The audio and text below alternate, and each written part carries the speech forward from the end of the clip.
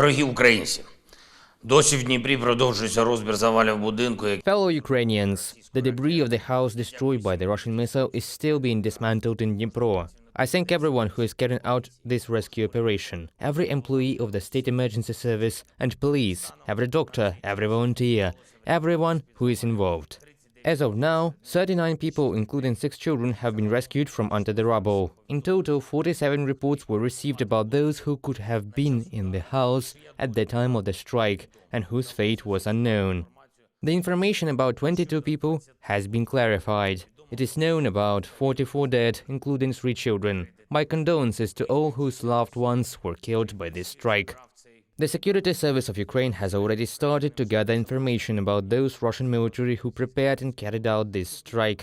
There is no doubt every person guilty of this war crime will be identified and brought to justice. This strike at Dnipro, as well as other similar strikes, falls in particular under the jurisdiction of the International Criminal Court. And we will use all available opportunities, both national and international, to ensure that all Russian murderers, everyone who gives and executes orders on missile terror against our people, face legal sentences, and to ensure that they serve their punishment.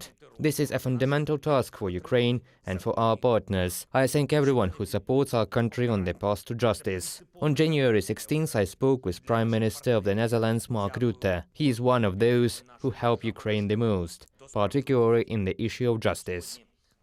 It was our third conversation with Mr. Prime Minister in 4 weeks. I am grateful to Mark and all Dutch people for their continued support and clear understanding that Ukrainians must defeat Russian aggression. Today we discussed protection against Russian missile and Iranian drones. We are doing everything to strengthen our air defense as much as possible. It is very important that our conversation took place on the eve of the visit of the Prime Minister of the Netherlands to the United States.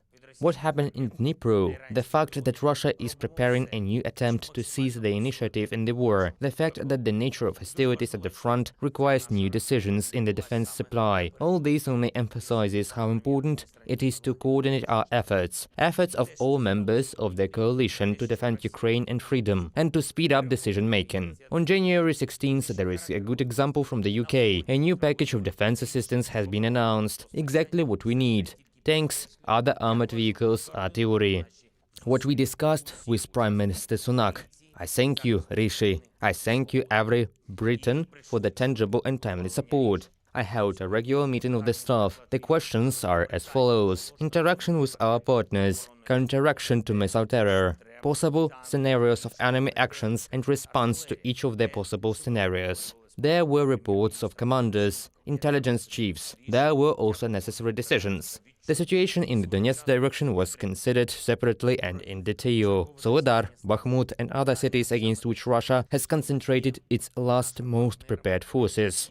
We also reviewed the situation on the southern front. We see what Russia is preparing.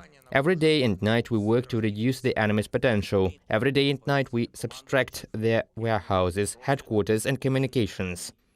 On January 16th, the OSCE chairman in office, Minister of Foreign Affairs of North Macedonia, visited Kyiv. Of course, we discussed, first of all, how to make the OSCE effective. This is one of those international organizations that have significant potential, but for various reasons in critical situations have a great lack of concrete actions, a great lack of determination.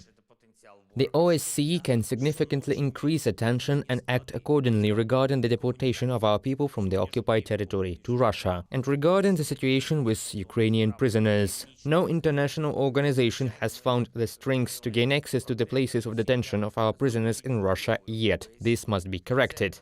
I hope that the OSCE presidency of North Macedonia will contribute to this. This week will be even more active in terms of diplomacy. The Davos Forum will start its work. Ukraine will be heard at this globally important platform. At the end of the week, a regular meeting in the Rammstein format will be held. We expect fundamental decisions from the coalition of our partners. Important bilateral negotiations are also planned. Every day of our diplomatic marathon brings Ukraine quite specific defensive results, and I thank everyone who helps our state. I thank everyone who works for the victory of Ukraine. Glory to each of our warriors. Glory to all who have been fighting since February the 24th and since 2014. This week, on January 20th, we will mark the day of honoring the defenders of the Donetsk airport. Now, we have already started to recall that defense, that heroism of our people. The fight started in May 2014. The last defender left the Donetsk airport on January 23, 2015, and it was such a defense that the whole world should have seen back then already what Ukrainian invincibility means. I am confident that the Ukrainian flag will return to the Donetsk airport, Donetsk and other cities and villages of our Donbass and other temporary occupied territories. Temporary is the key word. Ukraine will return its people and what belongs to it. Glory to Ukraine.